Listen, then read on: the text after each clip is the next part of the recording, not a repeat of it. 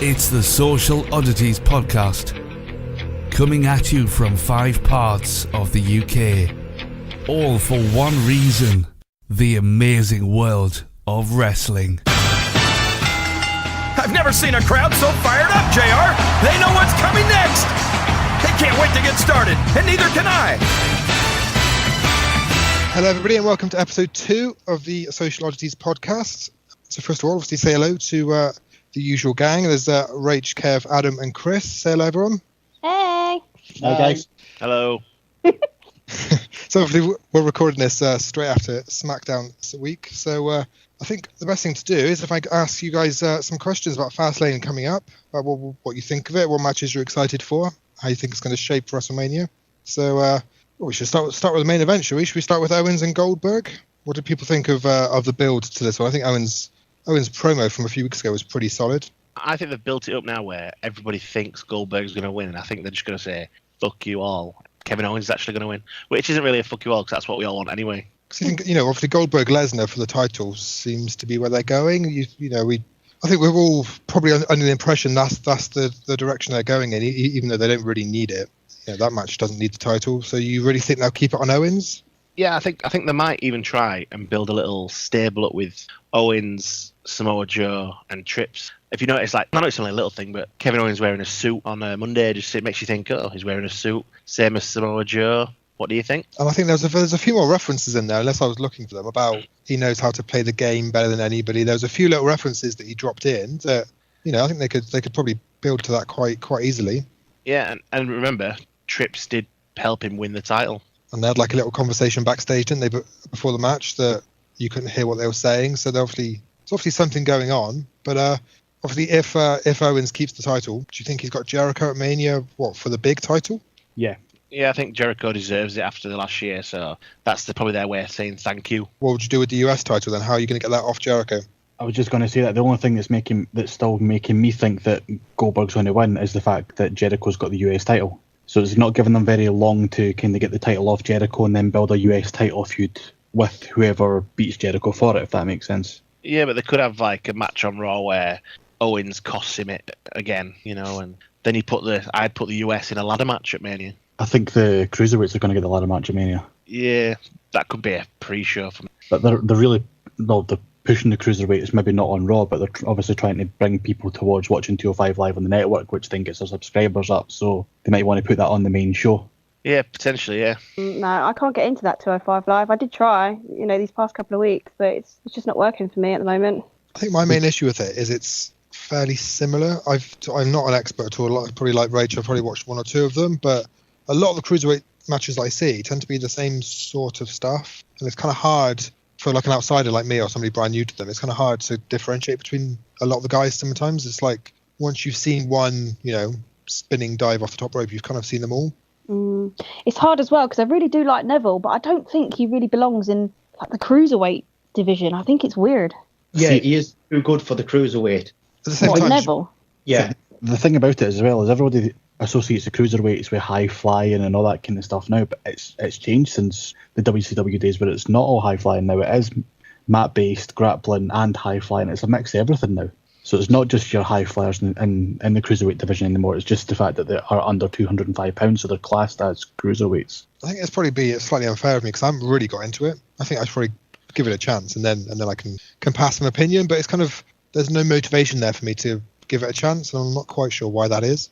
I think it's because they're dropping the ball with it on Raw as well, because on Raw you get 2-minute matches, 3-minute matches, 4-minute matches, and it's not giving people a reason to watch 205 Live. But on 205 Live you're getting matches that maybe 10-15 minutes long, so it gives people a chance to actually see what they're like and try and invest in them, build a character or something. But so do you think, for me, I don't think it's not helped by the fact that there's only 1 or 2 guys that I recognise, and obviously as a WWE fan, which I am, I probably haven't watched any other shows. I didn't watch WCW, don't really watch any other companies really. So there's a lot of guys that I've never heard of, and it's kind of hard to get invested in them.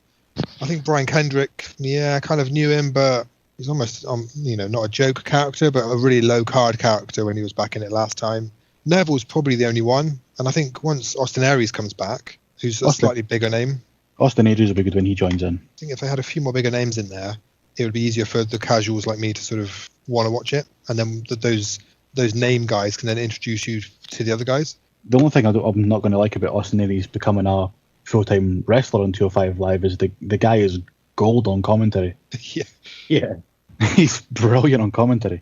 Yeah, kind of a little bit wasted there, though, I think, isn't he? He is. Oh yeah. He's a better in-ring wrestler than he is a commentator, but he's still really good. That's something he can maybe transition to in 5, 10, whatever years it is, and when he retires. I mean, he's 39, I think, just now. So I think we can come on to the Cruiserweight match at Fastlane in a minute, but just to talk about Owens and Goldberg for a second. Went a little bit off a tangent there. A little bit. I know, obviously, the Cruiserweight's big. You're a big fan of them, but Owens Goldberg, do you think it's going to be a 30-second match again, or do you think? Obviously, Owens said this in his promo, but it doesn't matter how you slice it. Goldberg can't really go more than 5 or 6 minutes, can he? No, I don't think it'd be long. I think it'd be a pretty short match. 5 minutes at most. Yeah, definitely. No matter what happens, it's going to be 5 minutes at most. If Goldberg wins or if someone's interfering to help Owens, 5 minutes at most. Oh, I do hope Owens retains. I don't want it to be Goldberg. That's going to really piss me off. So, Kev, I was going to say, what's your thoughts on Goldberg and basically all the part-timers in total? I've always been a fan of Goldberg, but there's too many good young wrestlers now to not be given the chance, like Kevin Owens. Yeah. I totally agree.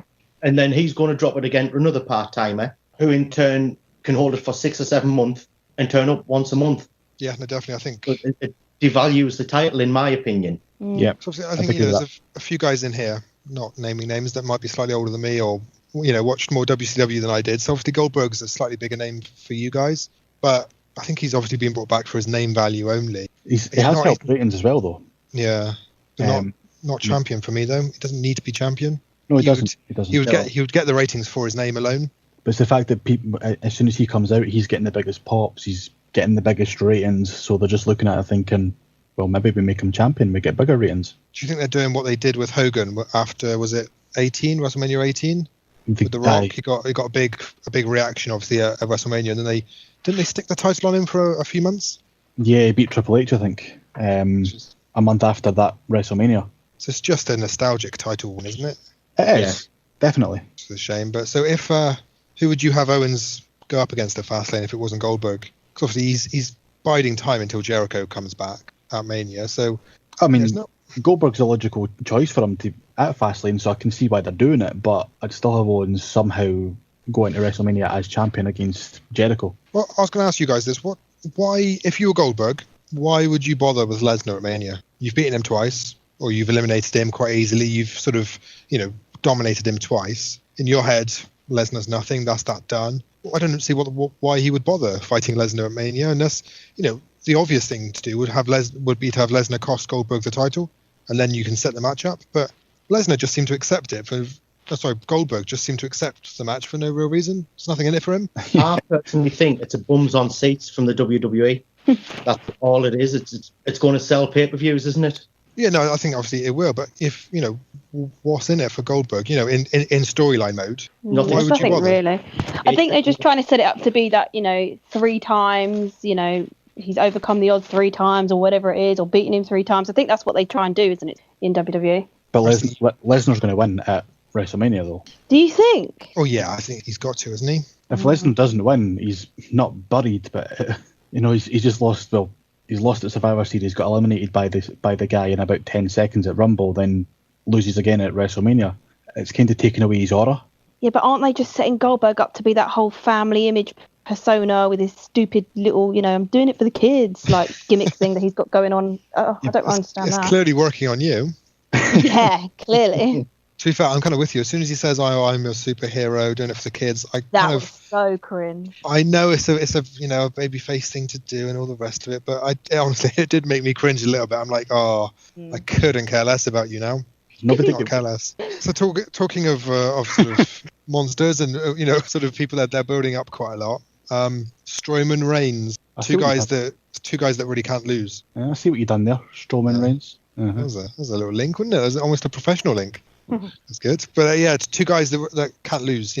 Vince's favourites. Got to protect them both. I can see some sort of screwy double DQ type thing or something. Yeah. Haven't you noticed that they're doing the old Strowman destroys Reigns every week leading up to the pay-per-view? Boom, Reigns wins at the pay-per-view. Do you think Reigns beats Strowman? Do you think? I can't imagine Strowman losing very easily. I think he beats him, but I don't think he beats him clean. I think there's going to be a dirty finish. I think he's got to, going into WrestleMania, he's kind of got to beat Strowman and make him look strong because of who he's going against at WrestleMania. So we also mentioned that then. Are we pretty set it's going to be the Undertaker Reigns? Because obviously he hasn't been mentioned at all. Do we think that's still where they're going? Either he wins and looks impressive, or it's getting towards the end of the match, getting to the finish, and all you hear is gong. Undertaker turns up at Fastlane. I was just going to say that. That's the way to start the storyline, because there's been nothing so far. What, just because he eliminated him at the Rumble? That's a fairly weak reason, isn't it? But then really? if you look back at the Royal Rumble, when Reigns eliminates Undertaker, Reigns mouths and says to the Undertaker, "This is my yard now." Yeah, I see what you mean. So he comes back and says, "Well, do you think this is your yard? Let's go. Me, you, Mania." I don't know if I prefer that to Cena or Undertaker. What do you prefer? Reigns Undertaker or Cena Undertaker? I'd rather see Cena Undertaker because I think so. I think it's a bigger match. Yeah. Yeah. So if we, just going on to the Undertaker for a second, a slight tangent. If we think next year in New Orleans, maybe Taker's last match, let's say, maybe he gets a rematch against Lesnar and tries to avenge that loss that he had and all that stuff, and then retires, he's never going to face Cena then, is he? That match would just never happen. No, which is a shame to not have that match ever at WrestleMania, to be completely honest. But you guys know I've been quite a big supporter of the redemption against the streak at New Orleans and all that kind of stuff. So that's what I could see happening. Whether it does or not is a different story. What do you guys think? Yeah, I totally agree with what you said. I think that's realistic. Be a better storyline to watch. It's a shame they're going with Reigns this year, I think, because I was watching SmackDown and Cena mentioned The Undertaker and he got a bit of a cheer and a bit of a reaction from it. And it's a weird... I was watching that thinking, all right, they're clearly putting in place the whole mixed tag thing. And that's the way they're going. And that's fine. I can see them doing that. But I thought it was weird for him to mention The Undertaker like that. It was, to be especially because you know which way they're going to go for WrestleMania. But they did get a big cheer. The fans obviously want it, I think. So to be fair, Cena mentioned it as if he was annoyed he didn't get it. I know he's, I just thought it was really weird for him to mention it because people don't normally mention The Undertaker unless they're calling him out or setting something up. I read somewhere the other day about maybe Cena's done something to upset someone, so that's why he's been put in this mixed tag thing, and that's why he's mentioned The Undertaker situation because he didn't get it. He did sound like a serious little dick, like in the middle of a promo. He kind of went a bit off track for a second, and I thought, I'm not sure if that's real or not. I think he's actually a little bit annoyed by that. Yeah, that's what I read. That he's annoyed about it. He said it's because there's a bit of heat on him or something, and that's why he's getting. Instead of the Undertaker at Mania, he's getting the Miz and Maurice with an Ellsworth Carmella pre-match. It is a bit of a weird come down for a guy that was champion 2 weeks ago. Well, yeah. It's very, very odd. I think it's a slight waste of Cena, to be fair. At Mania, it's a slight waste of him. Well, just as a quick point then, is Cena going into that match a demotion for Cena or is it a promotion for The Miz? I think it's a demotion for both of them. I think The Miz should have a bigger match just the way he's been this last year. The Miz has been great the last year. But the fact he's in a match or in the same match as John Cena at WrestleMania, is that not a bit of a promotion for him because he's still going to be in a featured match? No, I look at it as a step down. I think he should have a singles match. If it were a singles match, maybe. But a mixed tag, I think it's just a step down for The Miz and everything he's been doing this last year. I'd prefer to see the singles match of The Miz and John Cena than the mixed tag. It's just a promotional tool for Total Divas or Total Bellas, though, isn't it? Really? I was going to say that. They needed to put something in for Total Divas. They've got to have the token sort of Total Diva moment, don't they? That sets it up for the new season.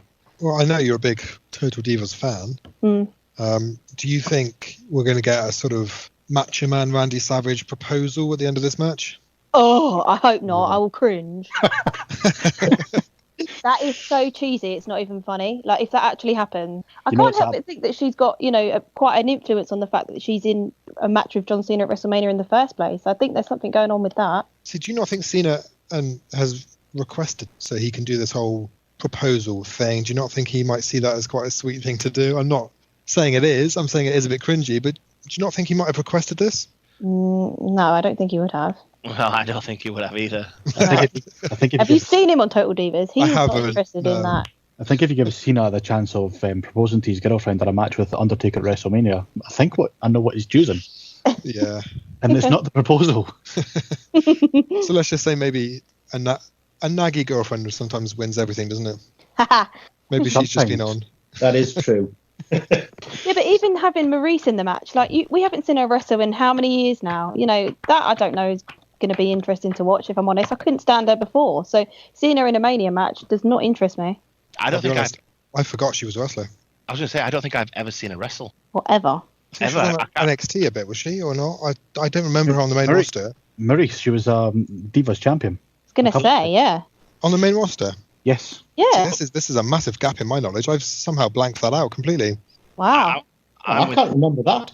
Yeah, she was a Divas champion, then she was like a valet for Ted DiBiase Jr. Do you not remember any of that? She was a pro on the women's season of NXT as well. Yeah. It's good we're doing this podcast with 5 experts, isn't it? Because 3 of us don't remember that at all. Wow. Yeah, she was a pro on the season of NXT that had other women, that had AJ and Caitlyn and all. I think Naomi was on there as well. Yeah, she was, I think. Well, clearly she was so terrible, hasn't gone into my memory. Well, me and Adam get a WrestleMania first, and we can refresh our memories with the quality of Maurice wrestling. Oh, you really don't need to. It was nothing special. Believe me, between her and Eve Torres, they were just terrible in their time. So don't waste your time. Well, since we're talking about women, then should we talk about Bayley and Charlotte? What do we think? Ooh. What do you think? Because obviously Bayley's going in as champion against Charlotte's pay-per-view streak. I think the streak continues. Yeah. Yeah, I agree. Can't see why they would stop it before Mania. It'd be stupid to say she loses it before Mania. Yeah, definitely. The title change should have happened at WrestleMania in the first place. Yeah. You're still pretty angry about that, aren't you, Chris? Yes. I do understand. I mean, you know, she's a big deal to you guys. I don't really know why. Not Adam, obviously, but yeah, I don't know if she should have won it the way she did. I hate it when they change titles on Raw. It really annoys me. Yeah, I will stick up for you a slight bit here with Bayley. I know a couple of us in here are quite big Bayley fans, but I'm still quite a big fan of her. I think she's one of the women that can probably tell a story better than most, but her promos are getting a bit weak. I'm not sure if I quite like her voice. Really? Oh my word! She sounded the last Raw. She sounded a little bit whiny.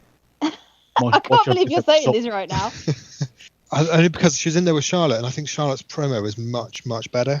But then Charlotte's had a year and a half where she's just got better and better and better and better on the mic as well. So yeah. I think it's a shame because I think Bayley is one of the standout women on she's WWE, but yeah, definitely. In the ring with Charlotte, I think Charlotte sometimes, out wrestles her, and I think she's outperforming her on the mic as well. And I don't know. I think I know. I know Rach was going to say she's super cheesy. I think she's starting to go a little cheesy. I think she needs to bring it back a little bit, just a bit. Goodness, I can't believe you're saying this right now. Just on Raw, I just thought, actually, I wish she was a little bit more aggressive. Right, where's this hang up button? Do you not think she could do with being a tiny bit more aggressive rather than this is my dream, don't take it away? I don't mind a bit more. A tiny bit of just go away. I'll be happy with that. Not quite that far. I don't know. I think nobody around. She's doing a much better job. I mean, I totally think the streak is going to continue at Fastlane, but yeah. And then what is the 4-way at Mania? Do we think that's pretty much a lock with all 4 of them? Yeah. Right. Yeah. Yeah.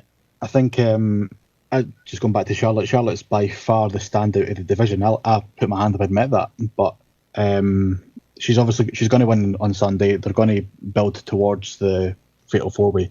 I'm quite interested to see, obviously, because Sasha versus Nia has been announced for Fastlane as well. I'm quite interested to see where they go with that match. Whether they go with Sasha winning that match and then saying that because she's beat Nia, she deserves a next in line for the title. Bayley's obviously lost, so she's getting a title match back, but Nia beat Bayley, so yeah, they're gonna have to merge the 2 matches together at some point, aren't they, to cross over the storylines. They've all beat each other, so let's just stick them all in there together and see what happens. So I was gonna mention this point, obviously, to all of you. What do you think about something I heard about maybe after Mania, when they do the next draft, maybe merging the women's division and having them across both shows? No. They'll either be a step backwards because they're kind of seen as not equal, like they'll be seen as something slightly different. But I think the SmackDown women's division is it's not. Which we've had both divisions. There's only a handful of people in both. So merging them, you would get some fresher matches. No, you wouldn't. Why would you want to do that? That doesn't make any sense. I say to keep them separate as well. I mean, definitely. There isn't enough people. There's 4 on Raw, and how many on SmackDown off the top of my head? There's Bayley, there's Becky, Mickey, Alexa. Yeah, Naomi's but that's what the probably draft out for is ages. for. If they, not ages, don't be so negative. That's kind of, there's only 8 people in total, isn't there? There's less than 10. Naomi, Natty, Carmella, if you build her up, and she's not there, but you can build her up as well. If they did the decent storylines that the women's division deserves, it would be fine. But because they just keep repeating the same things and not adding anything to the story, that's why it's boring. But they don't need to merge them together. Do you think 10, maybe 11 people max is enough to have over 2 shows? But the SmackDown's, because SmackDown's only 2 hours, but they're still getting 2, 3, sometimes 4 women's segments in for 2 hours. Yeah. How many women's segments are on Raw for 3 hours? Who's actually usually one? Exactly. 2 hours and you've got maybe 3 or 4 segments on SmackDown. 3 hours and you've got maybe 1, 2 segments at most on Raw. SmackDown's knocking it out of the park since on the women's side. It's definitely the stronger brand for the women's division. I will say that for sure. It's the better written show. Don't get me wrong, I love Stephanie McMahon and things like that, but she does overtake quite a lot of Raw with like women segments. That's, I love her to bits, but I don't know about that. She's very keen, isn't she, to be seen as the face of the revolution or whatever it is now, and just needs to take a slight step back. What annoys me about Stephanie is she gets herself over at the expense of other people. Whether it was when Vince was in charge, he wasn't afraid to put other people over at the expense of him. So it made the wrestler look better than what the authority figure was. And that hurts the wrestlers or the superstars, if whatever you want to call them. Where do you think they're going with the whole Foley thing at the minute? Do you think they're setting him up for another match or something? No. They won't give him. He's got surgery soon, hasn't he? Or is that being postponed? No, he's got surgery soon, but I think if rumours are to be believed, if I don't know if you've seen anything, but they're saying Kurt Angle will take it. Yeah, I heard that, After WrestleMania. Oh, I'll be all over that. So you could see Kurt Angle on the Raw after Mania. Yeah, but they're just making Foley look really weak right now. Like, every week he's being belittled more and more. I mean, that just damages him as a character, do you not think? Yeah, I can see your point. I just think if they're going to basically take him off TV, basically sack him, I would imagine. I can't see him coming back. Then does it matter if he's been made to look weak if he's not going to be around? Well, yeah, because you don't want that to be the lasting image. He's supposed to be a legend. I've got a real problem with Foley. This could take up a whole other podcast, but I still think he should have left at No Way Out 2001, I think, or 2000. 2000. That was the perfect time to leave. WrestleMania even ruined it for me, coming back for that. I just think, I know he's quite funny and he has all these backstage stuff. He was the commissioner for a bit, wasn't he? And he was something else, but... These segments with Edge and Christian when he was commissioner were just brilliant. Yeah. And a big fan of that as well, but my lasting memory of him really should have been that No Way Out. I kind of... Every time I see him, I feel slightly annoyed that he's still there. I'm not annoyed he's still there. I mean, No Way Out 2000 should have been his swan song, if you want to call it anything. But I can see why they brought him. Well, I can see why they brought him back at WrestleMania 2000 because it was a chance to kind of say thanks for everything you've done. Here's a WrestleMania main event. Now you can ride off into the sunset. But we could probably talk about Foley all day. Actually, he's probably up in my top 5. But if we go back to Fastlane for a second, I think probably the match I'm probably looking forward to the most: Sami Zayn and Joe. Yeah, if they give them 15 minutes or 20 minutes, match of the night. Yeah, definitely. So I've got questions about Sami Zayn. Probably a question to Adam actually, who doesn't look a million miles away from Zayn actually. For those that want to picture him talking, there's been wrestlers in the past that have been used pretty much just to get other people over, and people have always thought that at some point they're going to be given a run with the title. Do you think Zayn is that guy, like almost like not a Ziggler type, I guess, but a guy that's just used to just put people over and it never quite ends up happening for him? I can't see Zayn as the guy. I can see obviously Owens as them. I can see Balor, I can see Nakamura as the man, but I just can't see Zayn being the man. And also, I'll take that compliment like Sami Zayn. I just thought people might want to picture you talking. That's all. Yeah. Just like Sami Zayn.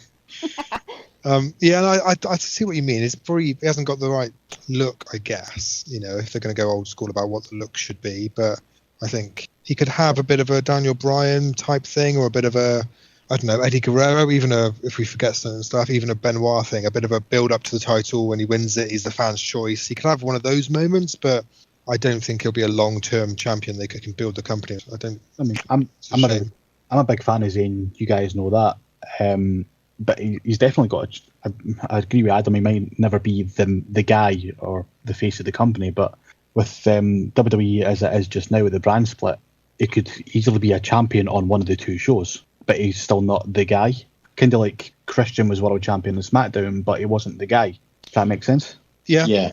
So obviously in this match with Joe, do we see it being a decent sort of 20-minute back and forward thing, or do you think Joe just smashes through him? I think it's going to be a case of Joe's going to look dominant, but Sami Zayn's going to keep coming back at him. That's kind of Sami's thing, isn't it? A bit like he did with Strowman. Yeah, and there's going to be a couple of instances where you think maybe Sami has got him, and Joe's going to kick out, and then eventually Joe will win the match, and Joe should win the match, to be fair, because you want to make the guy look strong as he's first coming in. You don't want him to lose his first match in a pay-per-view. So talking of Joe then, what do you think the plans are for Joe for Mania? Because I can't see a clear match for him. Yeah, I've been trying to think about that. I don't know who they're going to set him up to face. If he's back, Balor. I was just about to say that. If he can return in time, that would be a good match. We've seen it before, but... Yeah, but at Mania? Yeah. That always could going be to be huge. a good match. Yeah. Yeah. Either that or you bring up Nakamura just for shits and giggles. Well, we were going to talk about this. I think this is a bit of a... Is this a spoiler or a rumour or about Nakamura and AJ? I don't think it's going to happen. There was obviously rumours about it. I mean, what do you guys think? I'd love like to see this it, but I to don't think it would happen. I think, talking SmackDown, I know this is a Raw pay-per-view that we're previewing here, but just talking SmackDown for just a second, I know there was rumours about Nakamura and AJ, and there was obviously strong rumours that Harper was going to be in the main event. Were you surprised by AJ winning that match? No. No, because I can see what they're doing with it. Well, I think, obviously, I don't know, but... Yeah. Shane will come out next week and strip him of the match now that Randy Orton said that, well, the winner of the Rumble gets his WrestleMania main event. So, yes, you won the match. Yes, you'll get a title shot, but not at WrestleMania. Because the three-way with AJ doesn't make an awful lot of sense. No, and obviously then Shane will take the match away from AJ, and AJ will just go ballistic and they'll build the match from there. They've already been teasing it anyway, so... So you think Shane is definitely in, and yeah, there's no chance of Nakamura turning up now, is there? Because he doesn't have a NXT takeover match, Nakamura. Yeah, because I had to look at the results for the last set of NXT tapings. I'm trying not to give away any spoilers, but it didn't actually announce that many matches for Takeover.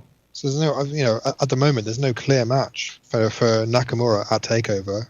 Mm-hmm. Presumably he's got to be on one of the shows. You would think. He's got so to. I know they either do something with Shane where he says, "Oh, you can't fight me. That last year was a one time only deal, but I'll put Nakamura in my place." You could build it up really quickly like that. But do you think Shane's ego is big enough to put himself on the card this year again? Yeah. Yeah. Okay. Fair enough. That was an easy question, wasn't it? I don't really think it's got much to do with Shane. It's the fact that if he's asked, he'll do it. But why ask him? It's Daddy's company. Well, yeah. Okay. Daddy wants to see him wrestle. That's a bit of a shame, though, isn't it? I think we could definitely book this WrestleMania card slightly better. Yeah. Yeah. So talking of things that could be booked better, Adam, what do you reckon about the tag team scene? Gallows and Anderson against Enzo and Cass. I know what my thoughts on Enzo and Cass are. Which probably aren't that You love them, don't you? Oh, I forgot how much you love them. God, I cannot stand them so much. He's It got one annoys of me a those, lot. like, Enzo wig things that he wears on his head. I see it now. What do we think about the state of the tag team division across both shows? I think that they're going to lose on Cass, but they're going to win it at Mania. Really? Yeah, I could definitely see him winning it. That'll be their Mania. So who's your favourite tag team across the two shows? That kind of goes out to everybody, really, and Kevin, Chris. And what do we think? Because I was thinking about this before we started, and apart from American Alpha, I haven't really been given a push. I kind of struggled, really. I mean, I'm liking Heel Usos right now. Over the two shows, my favourite is American Alpha. But if you're including NXT, Revival. Yeah, definitely the Revival. But what do you reckon on Raw? Adam, are you a big Enzo Cass fan? I were, but I think they have got a bit stale. It's just the same old. I mean, I do like Gallows and Anderson. They ruined them right at the start anyway, so they could have been monster heels. They just, They've just got a little bit lost, haven't they, in the tag division? Yeah. So, it's a shame. I've got a feeling Enzo and Cass win at Mania, and then the NXT champs, what are they called again? Authors of Pain. They debut. Over other guys? I think it's too early for Authors of Pain. I don't think they're ready. I agree. But I think they're good. I think I'd take Adam's point. They're probably not the most proficient wrestlers, but you need a monster tag team. I quite like them, but they're still young. I think they've still got a lot to learn. I mean, they look good for what they've done so far, I mean, their match with Gargano and Ciampa was really good. That was the best match that they've had so far on WWE TV, at least. What's your thoughts on Enzo? Because I think Cass at some point will be given a bit of a push on his own. If it hasn't started already, it will do, I think, fairly soon. I think Enzo's time is probably quite limited, to be honest. I know he doesn't impress me in the ring that much. His mic work is so annoying. That's just your opinion. It kind of is my opinion, but he's, kind of a bit... I can't even think of the word for it, but it's kind of cheesy. It's kind of just a bit... He's a bit Jimmy Hart. What was that, Kev? He's a bit Jimmy Hart. Like Jimmy Hart. Yeah, I quite Jimmy Hart. There's something about him that tries too hard, I think. Do you know what I think he'll be? He has a bit of the Marty Jannetty syndrome about him. Yeah. He's definitely the least memorable. He's the one that's going to fade into obscurity. I could see him transitioning into being a manager or an advocate, if you want to call him anything. Maybe not an advocate, because that just reminds me of Heyman. Yeah, I'm just using that as a term. I think Enzo's in trouble generally. I think Yeah. I think by next WrestleMania he won't be on the card at all. I think he'll be. I think he'll be like the Christian of the sort of like relationship. Edge was always like the big one, and then Christian was always kind of like the sidekick. I sort of see it a bit like that. I wouldn't even. I wouldn't insult Christian with that. Well, there's no major Enzo fans in here, then. I used to really like him in NXT, and then the entrance just got too long. Do you think it's because in NXT they weren't on TV every week, so when you seen them it was a bit more of a novelty? Yeah. But now you're seeing them every week, and you're seeing them doing those god awful chicken commercials. I mean, it takes a lot for somebody to turn me off chicken. I mean, that's a skill, to be honest. But again, I don't really like the cheesy comedy that most of the people do. For me, Enzo's getting in the same group as the New Day now. The New Day are starting to really annoy me as well. Oh no, they're still just as fabulous as ever. Come on. Really? Yes, really. And you don't think they've got old at all? No. Yeah, they have. I can see them split. I can see them splitting up in the next 6 months. Oh yeah, that's definitely going to happen. I do think they're going to split up really soon, but I think they work really well together. Okay, question for you then, Rachel. Out of the three of them, who gets the biggest push? Or no, probably who do you think deserves the biggest push? This one's easy. Deserves. Well, I don't know. Deserve-wise, I've always been a fan of Kofi Kingston, to be fair. But I know it'll be Big E. Yeah, definitely Big E. Yeah. It will be him, but I mean, I just like the moveset more so of Kofi. I think he's got more about him. But then he had the chance when he was feuding with Randy Orton. I think it was 2009. Yeah, but he was still pretty green then. He'd been in WWE for years at that point. No, I think he needed that opportunity to sort of find his feet slightly, but it will be Big E that gets the big push, I can tell you that. Does anybody remember that when he was feuding with Randy Orton and he botched a move and Randy Orton was in the ring shouting stupid at him? Yeah, Orton doesn't hide things very well, does he? I think one of the Kofi's funniest unscripted moments in WWE. Stupid. I think Big E's probably going to get a push. Do you think Kofi's going to stick with Woods as a tag team? Because obviously Kofi is the tag team guy, isn't he? I think he's the longest reigning tag team champion ever in WWE. What weight is Woods? Could he move into 205?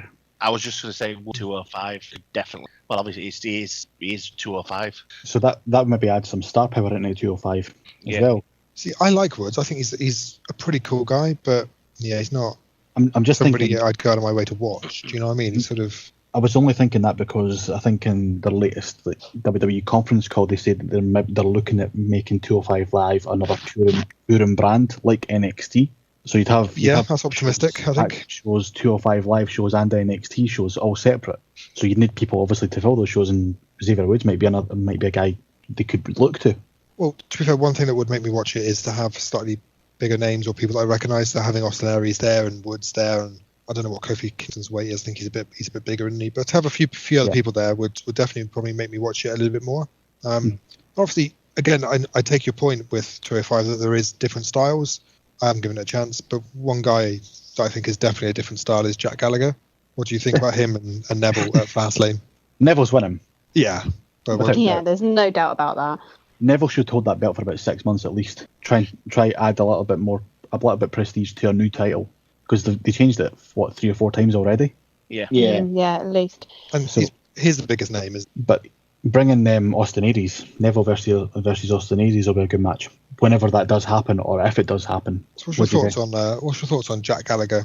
I mean, he's entertaining, but I just can't invest in that division whatsoever. But I mean, he's funny, but is he like a bit of a not a joke act, but a bit of a novelty, a bit of a no one's really going to take this seriously ever. It's just a bit of a kind of. I would say so. He's going to end up like Enzo. After a while, it's going to be boring, stale, and this again. Not funny. Yeah. Adam, you've probably seen more of him in Progress or something, haven't you?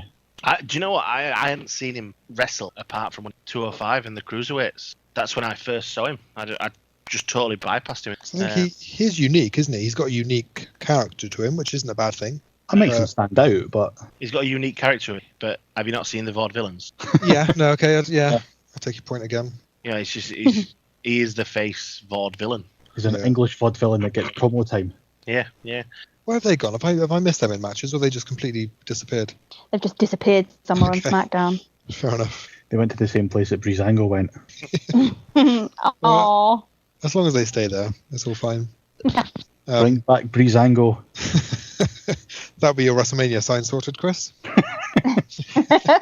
What are you going to wear as well? What's your Breezango costume? I saw a thing on Twitter about you have to go to WrestleMania Access dressed as a wrestler. I could definitely see you as do you reckon a Tyler Breeze costume? I don't really think I could pull off model, but... So obviously the last match then in Fastlane, the pre-show match, Rich Swann and Akira Tozawa, if you want. I was going to have a go at pronouncing that. Yeah, it's not bad, is it?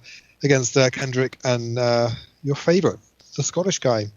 Come on, Noam Dar. Again, I don't care about the cruiserweights, so I'll probably leave this to you guys. It's just a thrown together match, isn't it? Does anybody care?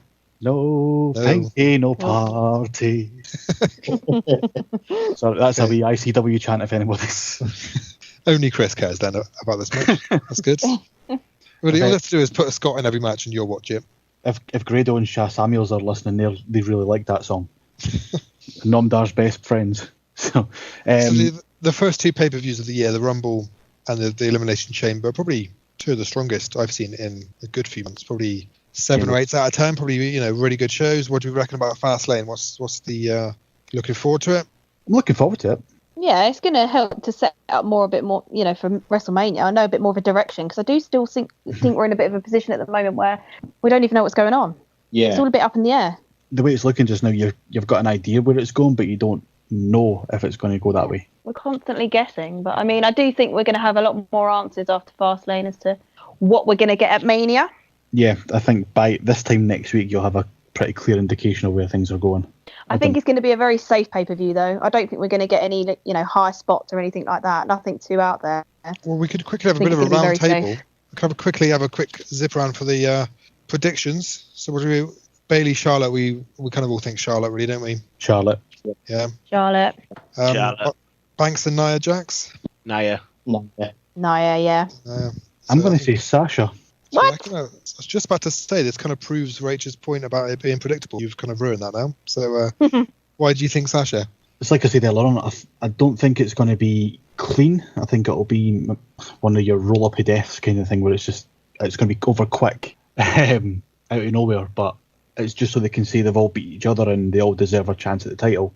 So Sasha's going to say she beats Nia, she's next in line. Bailey's going to say she's due a rematch. Nia's going to say, well, she beat Bailey, so she should get a match. And Charlotte's just going to be trying to avoid them all, and then the match will get made where it's a 4-way. So I think Sasha's kind of got to win it to go into Mania. So I think, Rach, let me ask you about Sasha. What do you think about her? Because the last couple of weeks, probably the last month or two, she's basically been Bailey's sort of, cheerleader, really, yeah. Yeah. What's happened to her? She's got lost, doesn't she, a little bit? She needs to go back to being heel Sasha. That's what I think. She was awesome in NXT. I loved her in NXT as heel Sasha.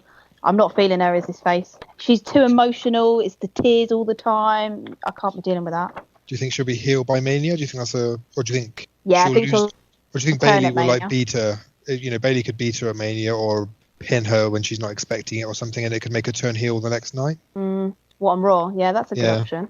I don't think she's going to turn heel at Mania or on the Raw after Mania, but I think within a month or two of it, and then the build towards SummerSlam.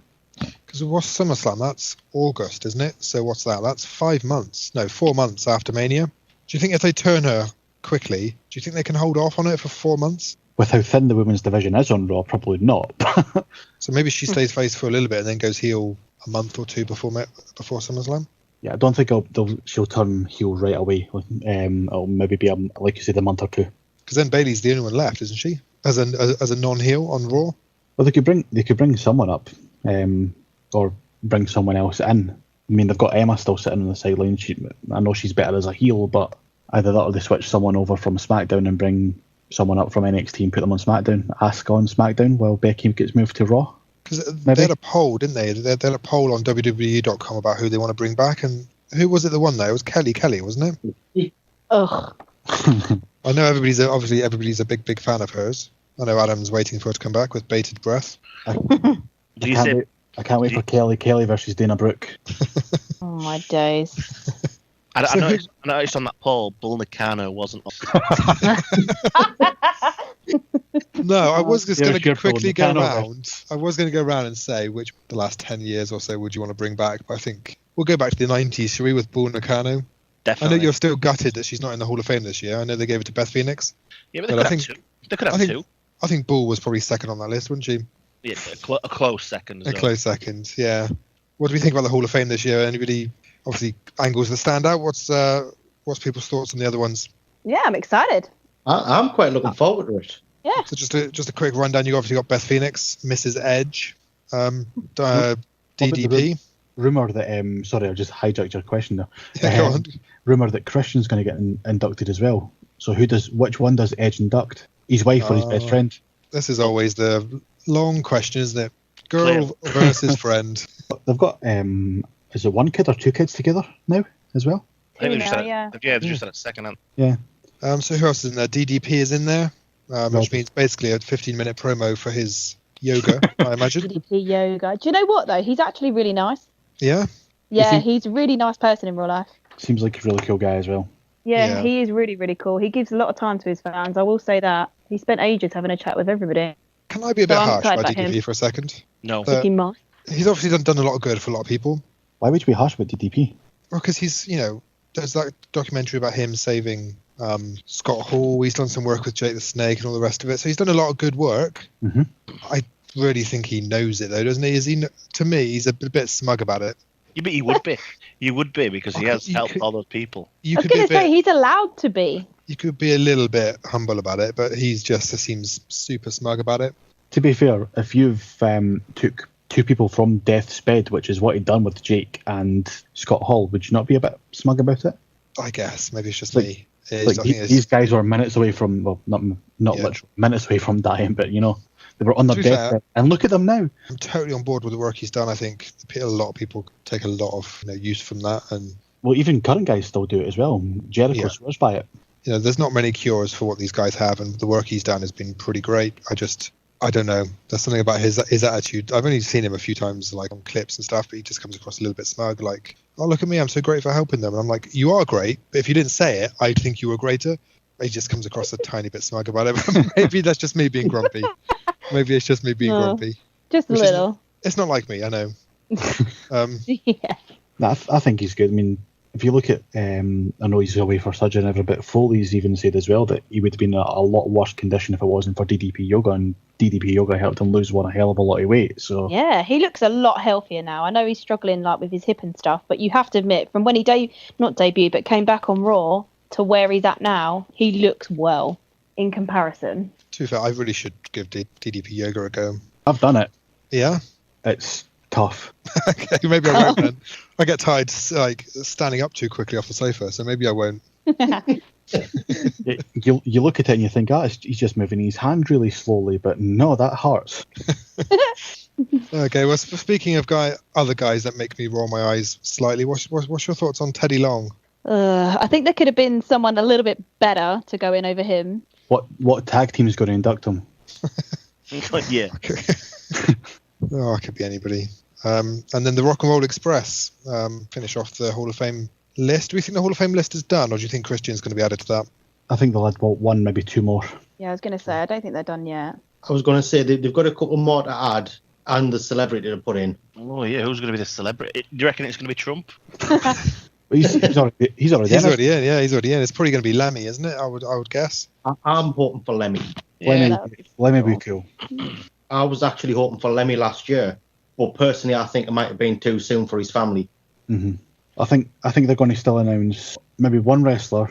They're going to have the celebrity one, and then you're going to have the Warrior Award as well. Yeah, I think they're saying the Warrior Award's going to go to Drax Shadow or something. The little Drax Shadow. Yeah. I mean, there was big thing for Chris Travis, trying to get Chris Travis for it, but I don't know how far they got with it or whether WWE took notice of it. Well, I think they've got quite a few guys now from that's well known from the UK scene that might be on board with that as well, and maybe have a word in his ear. So maybe not this year, but maybe 1 year down the line, definitely I could definitely see something like that happening. Either that, or they're trying to push the UK scene just now, so they might do something there. I don't know. I mean, either Drax or Chris, I don't have an issue with either of them. No, I think it's going to be Drax Shadow, to be fair. If it is Drax, do you think they'll have Cody back to induct him? No, not right now. I don't think so, but it really should be. Yeah, it definitely should be. Yeah. But Cody's killing it just now. Anyway, just to mention Cody for a second. I was going to say this is probably the time of the podcast where we talk about other companies, other promotions. So I saw a brief promo. I think was it with Cody and Kenny Omega, was it? Obviously, you and Adam are probably the experts on the other scenes. So what's Cody been up to? He's doing quite well over in Japan. Obviously, he's not a member of the Bullet Club as well now, so everybody knows the Bullet Club. So just for me, pretend I'm the most uneducated person ever. Who isn't in the Bullet Club? Because it just seems like that's 4,000 people now, isn't it? It's huge now, isn't it? Go Nakano. Yeah. which is a travesty in itself. I mean, it's the Bull It Club, so she should definitely be in it. Oh, Jesus. So for those of you playing podcast bingo at home, you can tick her off twice now. And you can tick off Adam's bad jokes. So next week you can play the Bill Nakano drinking game. Oh, you'd be all over that, I'm sure. Adam may be sitting there with a beer trying to mention her just so he can drink. Yeah, any excuse. But he's doing quite well over Cody. I mean, he's doing quite well over in the UK scene as well, isn't he? Isn't he like a champion in every promotion in England? Something. He's the WCPW Internet Champion, I think. Shout out to Zack Ryder. I think he's the next gen champion Global Force. Is Global Force still a thing? I was just going to say, what about that? Because Jeff Jarrett's now in charge of ICW, Impact Wrestling. Don't get ICW and Impact Wrestling mixed up. That's just... I know. Don't shoot me for that.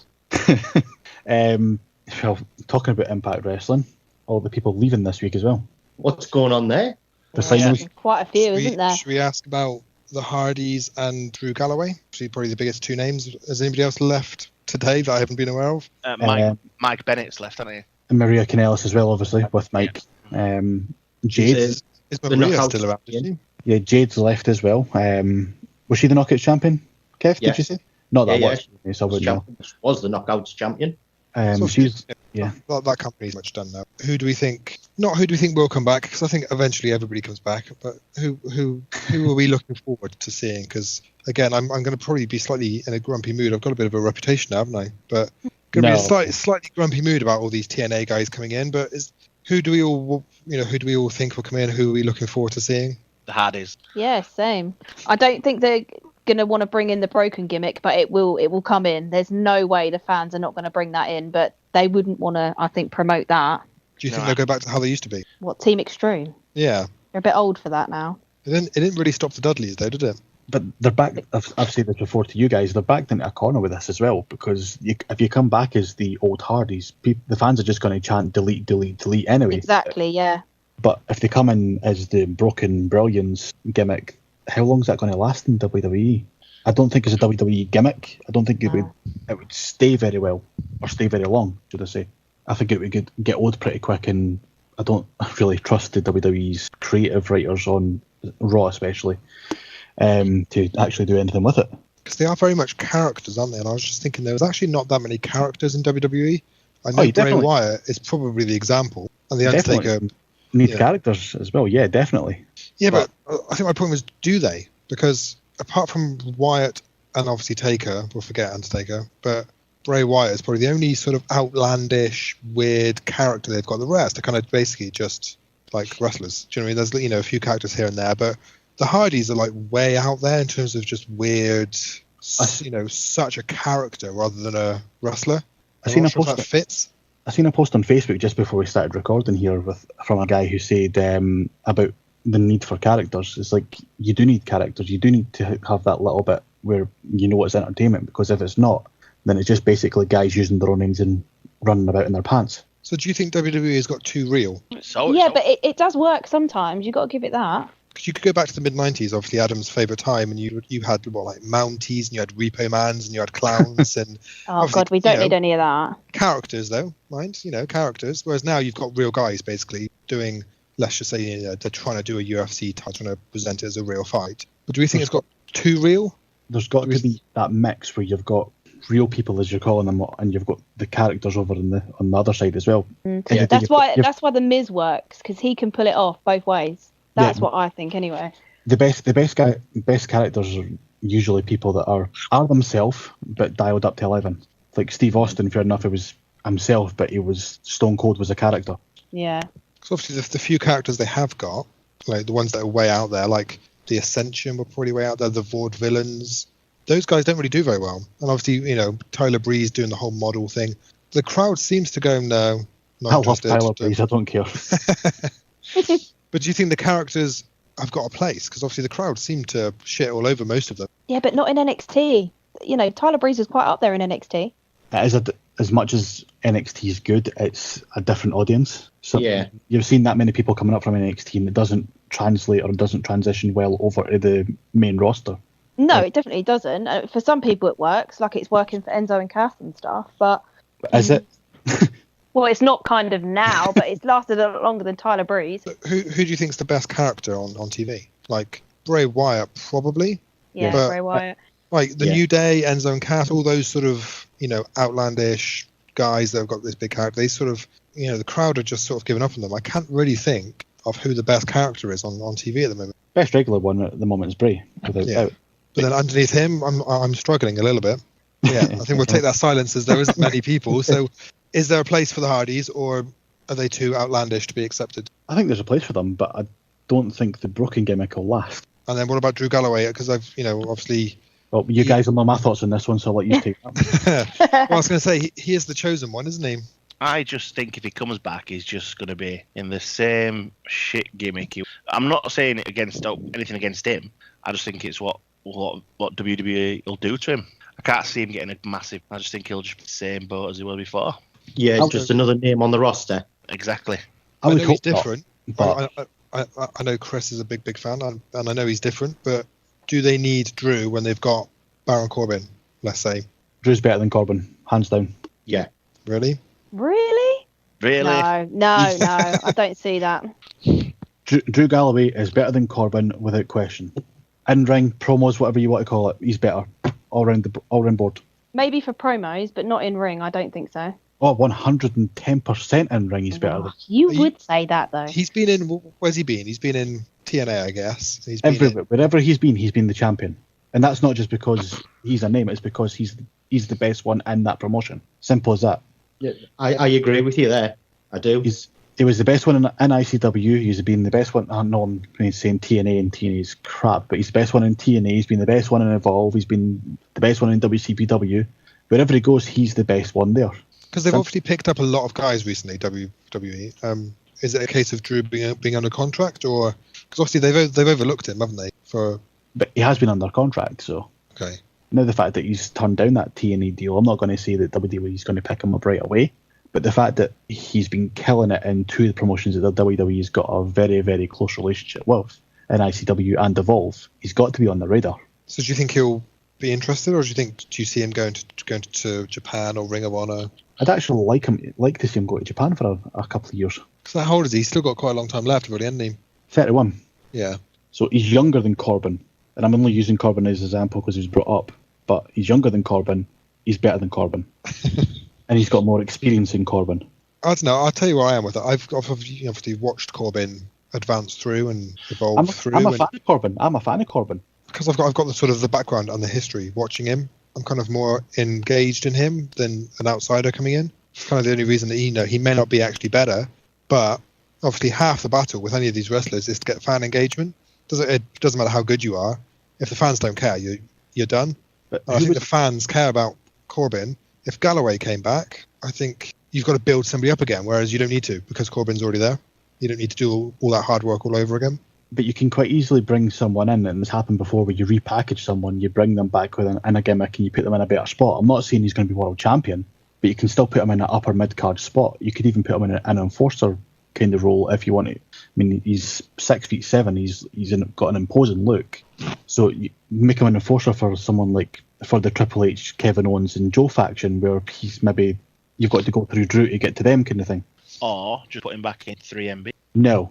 I think that's probably the best plan for him, isn't it? No, I don't think it's the best plan, but I think it's the plan I think it's the plan. Most obvious plan. The plan they'll go with. I think if we used to turn up at a negotiation and say, yeah, we're going to put you back in 3MB. No, I'm just going to go to Japan, thanks. Well, they could bring him back and do the whole Spirit Squad nostalgia thing. Get the old gang back together.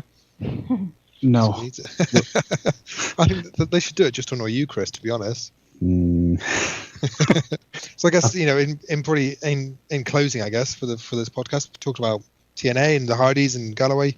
Obviously, Adam, Chris, and Kev probably watched a lot more indie stuff than me and Rach have. So, who is the one guy that you think will be next on their radar out of all the, I guess, Progress and ICW are the two biggest? Is there any guys in there that we may not have heard of that you could see being called up in the next 1 to 2 years? Any standouts that you've spotted? Adam, do you want to take this one? I'm trying to think, really, because I'm trying to think who... I'm not including, obviously, the UK Championship guys. Someone else, but I'm struggling a bit at the minute. I'd like to see Ricochet get a chance. Yeah, but a few more year experience though first. I think he'd be ready to go to NXT. Yeah. But if we're talking UK guys or UK women, as I'm going to, Kaylee Ray and Nixon Newell. Well, I don't know if you've seen the news tonight. The Progress show we're going to in Manchester. Yeah. Nixon Newell is on the card. Yes. Oh, I'm going to sit next to Chris as well. Do I have to pick his jaw back up? Yes. No comment. Okay. Yeah, she's her match got announced. What was who's she fighting or who's she facing? Ginny. Cool. that's Chris. I was going to say another Scottish guy that I'm not entirely sure what his status is, and you probably know this quite well, Chris, because he was obviously on the UK Championship, but I haven't seen him on NXT. But you can obviously correct me. But what's Wolfgang doing? He's signed up. Is he on it? Is he signed up to NXT? Is he? He's signed a contract with WWE. He's still going to be in the UK independent scene. But there was an article in the Sun newspaper last week, so it's no secret, where he's basically said that he has signed up. He was in San Antonio for the Rumble weekend. They had a dark match on NXT before TakeOver, and he's been invited back to Orlando, and he's probably going to be on, whether it's a dark match or not, he'll be in the Amway Centre for TakeOver as well, and he's been invited for a match. So he's part of the company, and obviously, as you've probably heard in the last hour, I'm going to obviously big up the Scottish guys, but he's a good talent. I think that's good because I think it was him, Trent, Severn, and Pete Dunne, and I guess obviously Tyler Bate as well. Those four were probably the standout four from the UK Championship, and I know 3 of them have been given quite a big push and quite a lot of promotion, and I was kind of thinking Wolfgang had kind of been left behind a little bit, but it's good to see them picking them up. They've obviously announced as well that the UK guys are going to be on the UK tour for the WWE as well. Yeah. So I think just now it's been announced that they're on the SmackDown brand tour. That's good for me. So I think they got so many guys now, and there's so many guys in the UK that they could call up. Their roster is getting so big, so much talent in that you could argue some of them are ready for the main roster straight away. You could argue a lot of stuff, which I think probably brings me back to my point that they really don't need to be hiring people from outside like the Hardys and Galloway. But that's just my grumpy view. It's just my. You grumpy? No. The thing is, they could get all these indie guys, but they need the experience to get them to the top. Yeah. Help them get over. And I think it's only a good thing. I think they'll never get the experience if there isn't enough spots for them to fill. And the more guys you hire from outside, the guys you don't really need, the less opportunity there will be for a Trent Severn, say, to work his way up. Because you're going to hit a ceiling where you've got 20, 50-year-old part-timers in your way, and you can't go any further. I just think they don't need to hire all these guys. They've got enough guys now they could push. That's why I quite like the deal that the UK guys have got, where they're obviously signed under WWE's umbrella, but they can still, for the most part, go and work in the independent scene and do what they want. Yeah, I think that's a really, really good deal for them. So they've obviously, I'd imagine, they've got a base contract where you're getting paid X amount per year, and anything that you book on top of that is yours as well. So then it's probably more, but say they're being paid 15 grand a year by WWE, and then they're taking in independent bookings on top of that, so you're getting a 15 grand guarantee, and then they're obviously taking money on top of that as well from their independent bookings. They're going to rack up the air miles, aren't they? Back and forward. There's a hell of a lot of travelling for all of those guys. But I think then, in closing for this podcast, I think we've got a lot of matches I think penciled in for NXT with the UK guys, and Mania will start looking a lot clearer after Fastlane. So I think we should quickly go around in closing, and we can say what's the one match that we either know about or we think will happen that we're looking forward to the most. Could be Mania, could be NXT, could be a match from one of the indie shows in Orlando. But what's the one match that everyone's looking forward to the most? Adam, what do you reckon? Honestly, I don't know. I can't think of a match at WrestleMania that I'm actually looking forward to seeing yet. Especially now with the rumours that Shaq and Shaw's are. that was obviously top of our list. We'll just assume that's number one for all of us. Yeah, I just can't think of a match that I'm actually... I think Jericho and Owens will be a good match, but I don't know, because I can't... If you asked me to write down a card now, I couldn't do it. It is tough. I think it's tough to predict the cards. You think, obviously, Reigns, Undertaker is probably likely. Triple H, Rollins? Nobody knows because of the injuries, so... Yeah. I think Triple H and Rollins will still happen, I think. And then obviously Joe Balor, we've talked about, could happen. If that happens, it could be match of the night. I'm not even sure if even Styles could get anything out of Shane that would be approaching match of the... I think it will still be a good match, but is it going to be Joe Balor good? And then anything from NXT, it's likely to be Rude and I don't know, who's Rude got at NXT TakeOver, do we think? Probably going to be Nakamura again. Yeah. I just want to see a Nakamura's entrance. Yeah. It'd be good to see it in a big stadium, wouldn't it? How about you, Kev? Have you got any matches that you're looking forward to coming up? None off the top of my head that I can think of. Well, I don't think no one can call me grumpy from now on. I don't think. Kev's just going for the sun. Yeah.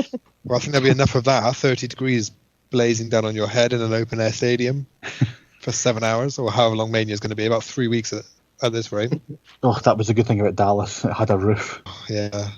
I might bring a bit of a 90s cool little baseball cap, protect myself. My How about God. How about you, Rach? I imagine you.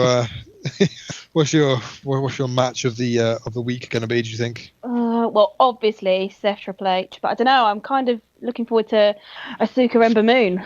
I think that would be a good match. It's a hell of a shout, actually. Yeah. Yeah, I think it'll be a good one. I think there's probably going to be one or two matches on every show. I think often with the WrestleMania card, it's a bit of a spectacle rather than a match. Match quality. But I think there's going to be Triple H Rollins for me. I've never seen Triple H live, so to hear his entrance, especially if he does a bit of a massive entrance like last time, that would be pretty cool for me. Definitely. I don't know what. Sorry, go on. As much as I'm looking forward to all the WWE shows as well, I'm actually quite looking forward to the couple of indie shows that I'm going to as well. So I'm quite interested to see what matches they throw out and what we get from them. Yeah, well, definitely. Obviously, the podcasts coming up in a few weeks. We'll be previewing a couple of the indie shows. I think myself and Rach and maybe a couple of others are going to Wrestle Pro on Thursday and Progress on the Friday. Any other shows that we're covering between the five of us? The WrestleCon Super Show. I'm at Progress as well with you guys, I think, as well. So we could do a bit of a preview of those shows over the next few weeks. And obviously next week we can review Fastlane, see what everybody thought of that. Any questions that people want to ask us, anything they want us to talk about or discuss, you can tweet us at TSO_podcast. And we are in the process of setting up our website as well, which should be ready in the next week or two. In the next week's show, we could give you the address for that. But get in touch, give us your comments and feedback, and we will talk about your questions next week. Give us a like, give us a share. So, everybody say bye. Bye. Ta-da. See you next week, guys. Everyone. Bye-bye. Bye. Don't forget to tune in next time for more fighting talk. Catch you next time.